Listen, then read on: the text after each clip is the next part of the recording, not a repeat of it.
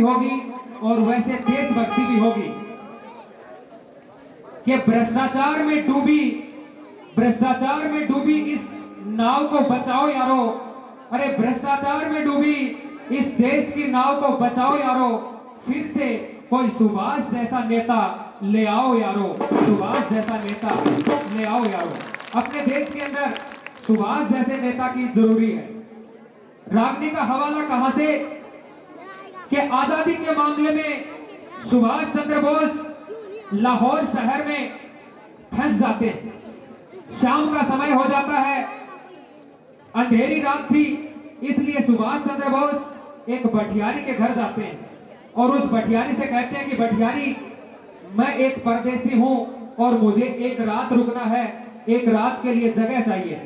सजनों बताते हैं वो भटियारी इनकार कर देती है, लेकिन सुभाष ने विनती की तो भटियारी कहने लगी कि देख वीर सबूत, देख सुभाष, तेरे को मैं जगह दे दूंगी रुकने के लिए, लेकिन तेरे को इसके बदले में कुछ देना होगा। जो ही देने का नाम सुना, सुभाष चंद्र बोस ने अपने हाथ में सोने की घड़ी बंधी थी वो उस भटियारी को दे दी, और जो ही सोने की घड़ी भटियारी ने ली, उसके मन में लालच आ जाता है।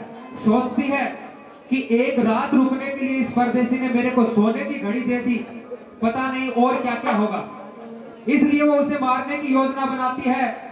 आधी रात के समय कुल्हाड़ी लेती है और जिस कमरे में सुभाष चंद्र बोस सोए हुए थे, कुल्हाड़ी लेकर पहुंच जाती है, और जो ही सिर काटने के लिए तैयार हुई, भारत माता एकदम आंख खुलवाती है सुभाष चंद्र बोस की कि देख वीर सपूत, तेरे साथ क्या हो रहा है।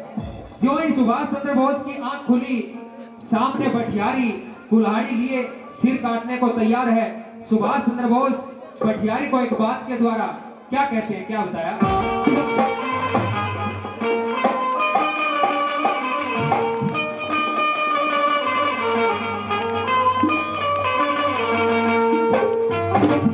हेरिन्यू बोला धोखा देकर परदेसी में, हेरी डांट्या ना करते, हेरा घर आए मानस के सिर में डांट्या ना करते, धोखा देकर परदेसी में डांट्या ना करते।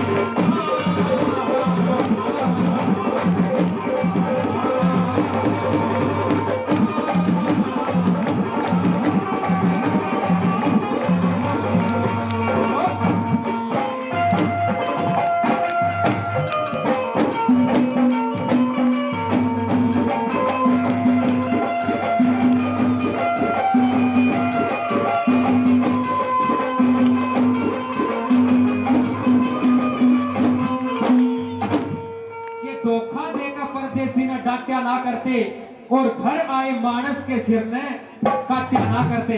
कि भटियारी, तेरे मन में लालच आ गया, मैं समझ गया तेरी बात को, लेकिन बेईमानी से कभी किसी का पेट नहीं भरता, और सच्चाई सामने आ ही जाती है कि सच्चाई छुप नहीं सकती बनावटी वसूलों से, और खुशबू आ नहीं सकती कागज के फूलों से। नंबर 1 पे क्या बता दिया?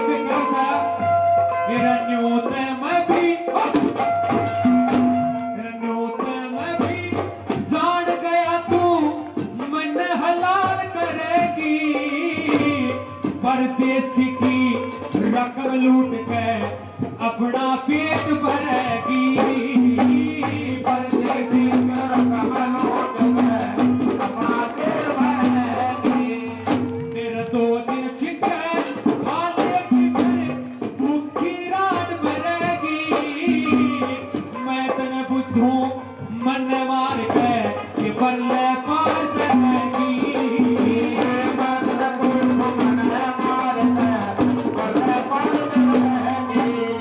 मेरा बेईमानी में बेईमानी में सदा किसके पूरे फटा ना करे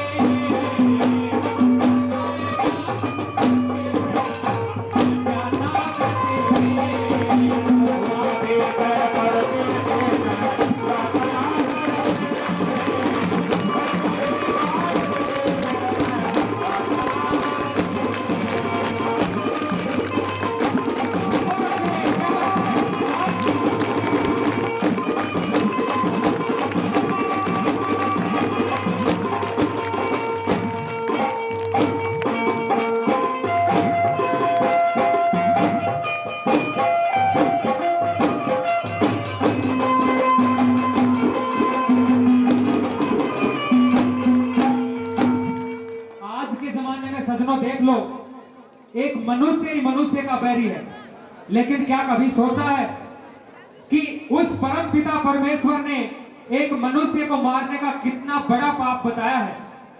7 जन्म तक भी एक इंसान को मारने का पाप नहीं कटता। और नंबर 2 पे सुभाष चंद्र बोस भटियारी को क्या कहने लगे, क्या बताया?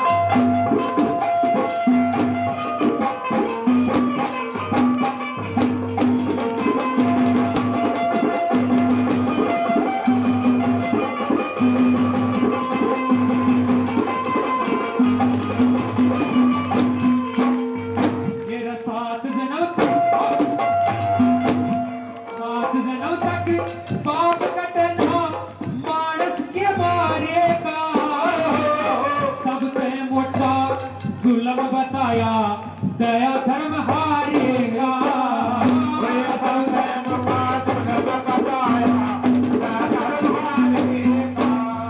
लोगों घूट भर तो तेरा पटे मिठे और खाने का कीड़े पड़ गए मरा करे तो दगा करे प्यारे का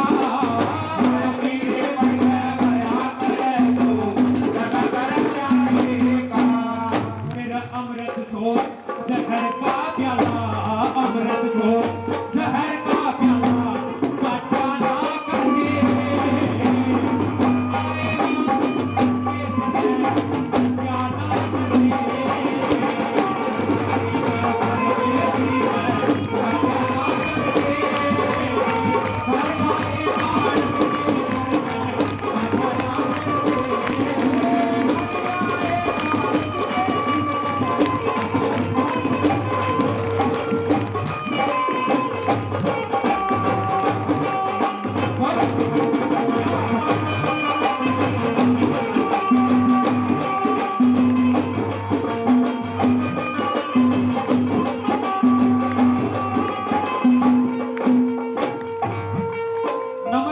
सुभाष ने कहा अपने युग 4 हुए।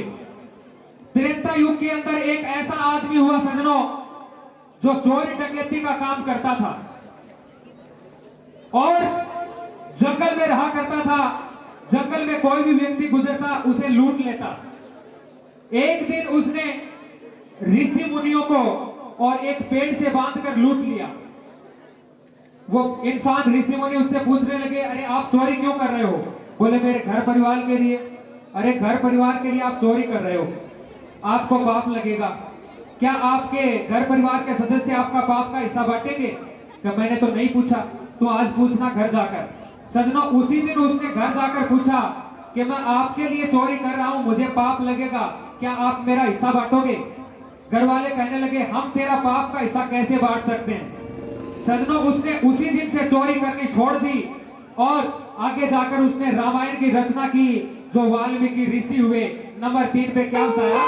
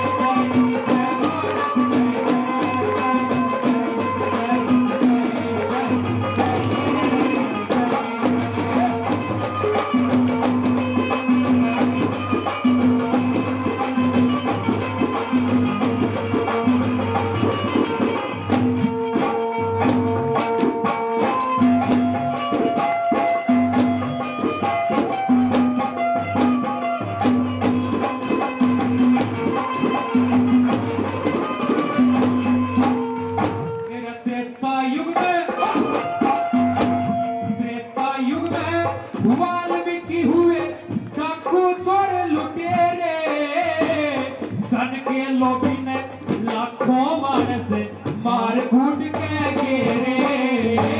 धनों के लाखों मानस मार कूट के घेरे।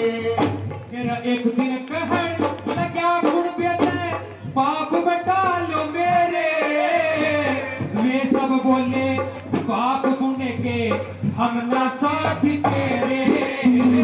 मैंने बोले पाप पुण्य के हम साथी न तेरे। मेरा घर के मानस घर के मानस पाप का हिस्सा बाटा ना करके।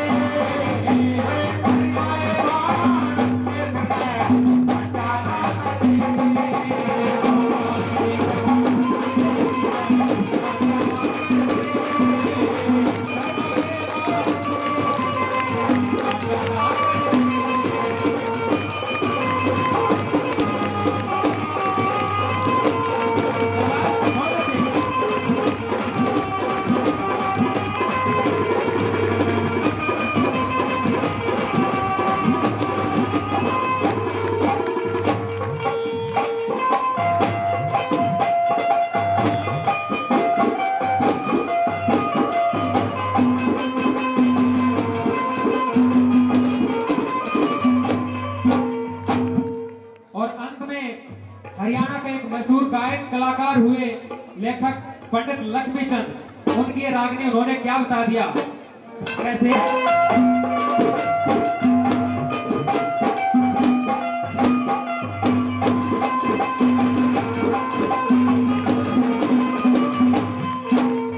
गुरु लक्ष्मीचंद का ज्ञान सुने तो कान उड़े न लाले। जिंदगी भर के पाप कटे सा गंगा जी मना ले। जिंदगी भर के पाप करके ना गंगा जी मना ले। एक मनुष्य को उसी के घर जाना चाहिए जो उसका आदर सम्मान करता हो। लोगों उस घर जाना चाहिए जो करके मन भुला ले। मेरे नाटक का धर्म नहीं पाए बालक भजन कवाले।